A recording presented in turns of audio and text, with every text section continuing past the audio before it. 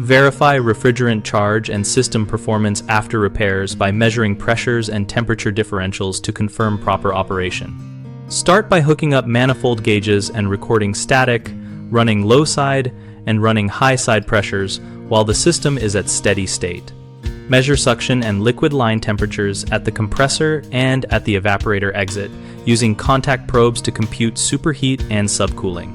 Calculate superheat by subtracting the evaporator saturation temperature corresponding to the measured low side pressure from the measured suction line temperature at the evaporator exit.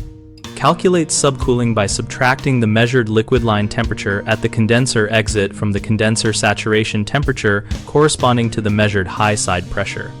Compare those values to the equipment manufacturer targets and to standard guidelines for the application. Then make small refrigerant additions or recoveries in controlled increments while allowing the system to stabilize between changes.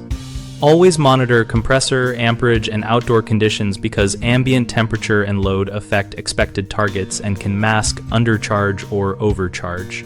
The common mistakes I see are relying on pressure readings alone without temperature corrections, which leads to incorrect charge adjustments, and the fix is to always pair pressures with accurate temperature measurements at the appropriate points.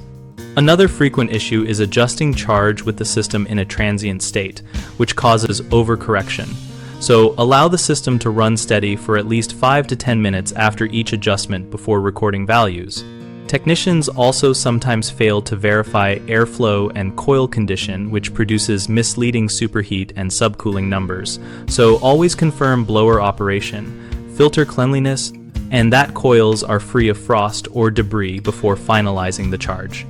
We built BigHomeProjects.com to connect homeowners with local contractors and to help contractors find new work through project postings and lead opportunities. We also host a discussion community where tradespeople and homeowners exchange practical advice, troubleshooting tips, and recommendations related to commissioning procedures and refrigerant best practices.